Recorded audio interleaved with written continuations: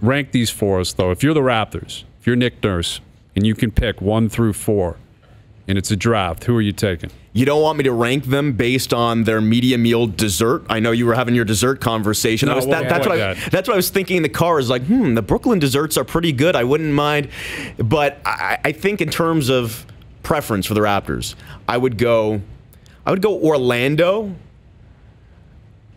Miami, Brooklyn, Detroit. Detroit would be the toughest. Is that because Dwane Casey or because of the players? No. The front court matchup is tough for him. The Dwane Casey factor, if it's a factor at all, like it might be some minor advantage that he has just based on his familiarity. They beat Toronto 3 times this year? 3 times, but Kawhi didn't play in one. Kyle didn't play in one. I throw the season series out usually at this time of the year in any scenario. Orlando's 2-2 against them, I think. Yeah, and Orlando outplayed them in 3 out of the 4 games. Right. Danny Green hit the game winner in the first meeting. So, I don't read too much into any of that. I don't say Detroit is the toughest because of the season series. I don't say Detroit is the toughest because of Dwane Casey, because I think if he does have an advantage, it's probably minimal in terms of his familiarity. Like, it's not enough to swing a series, I don't think. I say Detroit because they've been one of the hottest teams in the NBA since the All-Star break. I think they've won 11 straight at home. Now, granted, their home court advantage in the playoffs against the Raptors might not be such a home court advantage because of all the traveling Raptors fans and all of that, but they've been really good, and this is the biggest thing. The biggest factor is they have the best player out of those 4 or 5 teams that we just mentioned. Blake Griffin is really good. He's been a matchup problem for the Raptors. He's a handful for everybody. And in the playoffs, that's what matters. It doesn't matter about depth or all of that. Right. It's who has the best players. He can play the role that Paul George played a couple of years ago. Yeah, and I just don't think that as good as the Raptors are defensively and as much versatility as they have, even at that position, Blake Griffin is one of the very few guys in the NBA that I look at and say, well, who do you have defend this guy? Siakam isn't physically strong enough. No. Ibaka doesn't have the lateral quickness at this stage in his career. Kawhi might be the best bet, but if you're Nick Nurse, do you want to throw Kawhi on Blake Griffin for 40-plus minutes a night in a 7-game series? I kind of feel like Dwane Casey, though, like, you're right.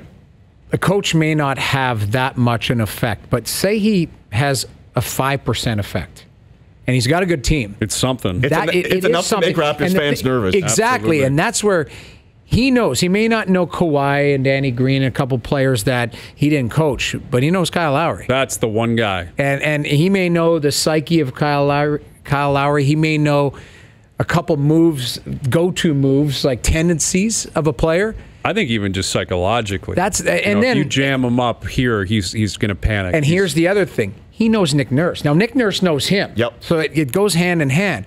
But Dwane Casey's a cagey veteran. Like, that's something where maybe, on, again, another small percentage point, he can expose an inexperienced head coach in a critical time of a playoff series. That's what would worry me with Casey going against Nurse and the Raptors versus Detroit. Selfishly, I'm going to be happy with any of these because either I get a couple of good weather cities in Miami, Orlando, the Detroit storyline for our purposes. That's what I'm looking for from content perspective. But also Brooklyn is really interesting to me, and this is one of the things that I wrote about, is like the Raptors have become this perennial contender in the Eastern Conference, but before they were those plucky overachievers that Brooklyn is now.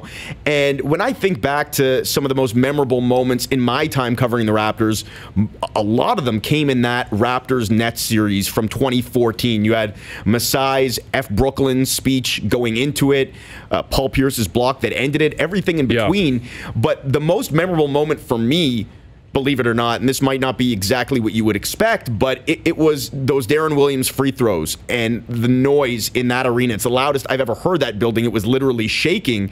So you had such a great series between those two teams, Brooklyn at that point obviously being the veteran team that expected to win. So this is kind of full circle, or would be, and now the roles are exactly flipped. It's the Raptors that expect to win, and the Nets that nobody expected anything from this year, and they've been pretty good. Well, I'd go a step further in terms of the history of these two teams. I don't think there's any doubt that in terms of the division, the longest-standing rivalry for the Raptors is the Nets, whether it's Brooklyn or New Jersey, because the biggest moment was Vince. Yeah. Like, Vince got traded to the Nets, and then they played each other in the playoffs in 2007, I think it was. But that, you're right. I mean, recent history, there's been a lot of it, but probably biggest moment in the history of the franchise featured both these teams because Vince got traded to Jersey.